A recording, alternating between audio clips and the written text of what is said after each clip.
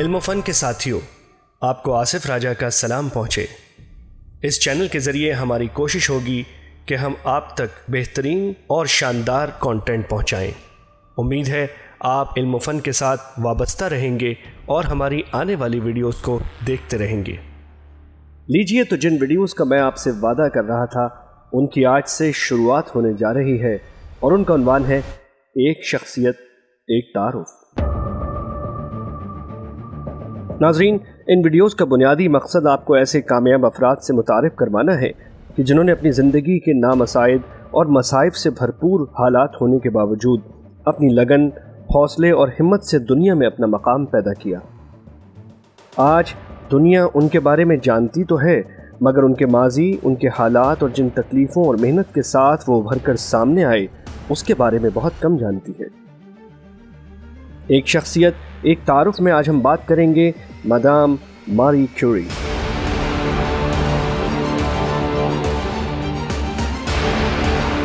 جی ہاں ناظرین، وہی مادام ماری کیوری کہ جس نے دنیا کو ریڈیم دیا اور جس کو ایک دفعہ نہیں بلکہ 2 دفعہ نوبل انعام سے نوازا گیا۔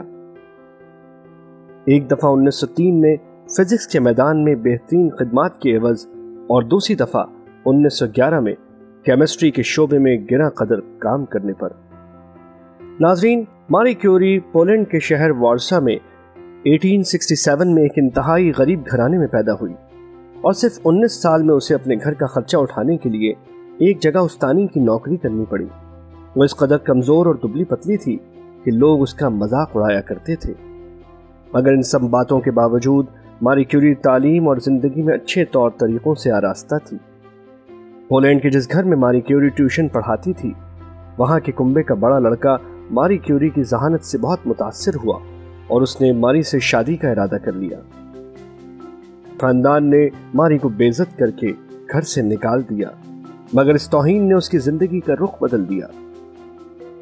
1891 میں ماری پیرس آ گئی اور اس نے تعلیم کے لیے زندگی وقف کرنے کا فیصلہ کر لیا۔ ماری، جس کا مکمل نام سلومیا سکلوڈوسکا تھا، اس نے دن رات محنت شروع کر دی۔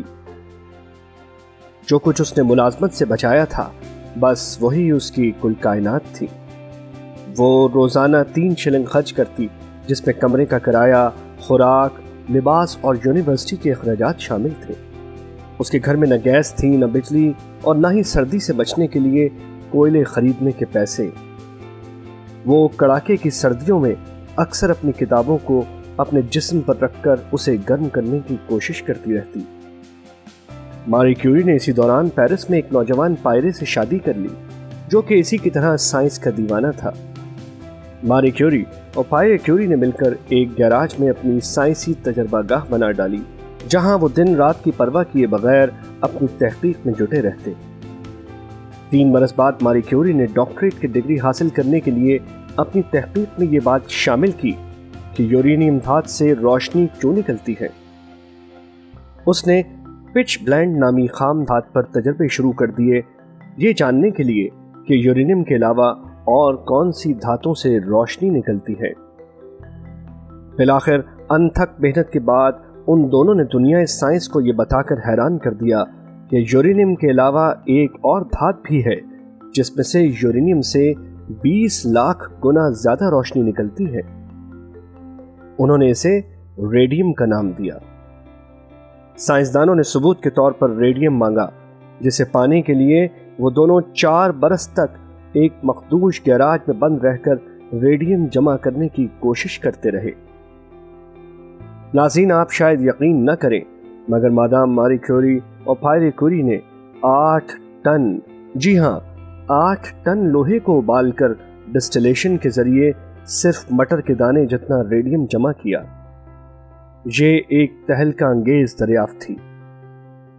دونوں میاں بیوی مفلسی کی لمبی زندگی گزارنے کے بعد آج اس مقام پر کھڑے تھے کہ امیر ترین بن سکتے تھے، مگر غربت ان کے عظیم مقصد میں رکاوٹ نہ بن سکی۔ انہوں نے بجائے اس کو دولت کا ذریعہ بنانے کے، اپنی دریافت کو انسانی فلاح کے لیے وقف کرنے کی ٹھان لی۔ We are here to present to you 2 new elements, polonium and radium. We all thought that atoms were finite and stable. Well, it turns out some of them are not.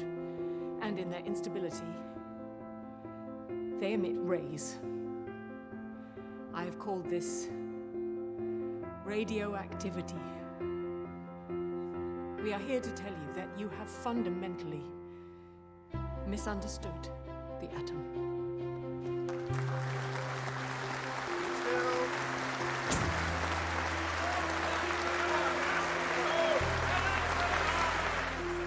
دونوں کو فزکس میں Nobel انعام دیا گیا، جس کی خطیر رقم انہوں نے ریڈیم سے کینسر کے علاج کے لیے تحقیق پر خرچ کر ڈالی۔ ریڈیم کے حقوق لاکھوں پاؤنڈ کے عوض بیچنے کی پیشکش پر ماری کیوری نے کہا، ریڈیم کو ایک مہلک مرض کے خلاف بطور ہتھیار استعمال کیا جا رہا ہے، اور میں اس سے اگر کوئی فائدہ اٹھاؤں گی تو وہ ناجائز ہوگا۔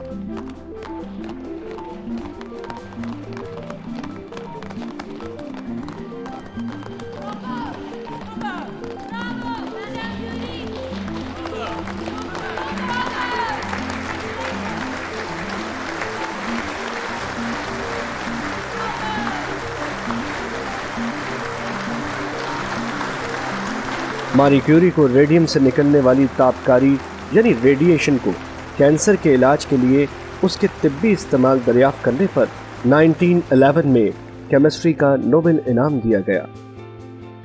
بالآخر یہ عظیم عورت 1934 میں پوری دنیا کو کینسر کا علاج یعنی ریڈیم دینے کے بعد اس کی زہریلی تابکاری سے مسلسل متاثر ہونے کی وجہ سے اس دنیا فانی سے رخصت ہو گئی اور ہم سب کے لیے زندہ جاوید ہو گئی۔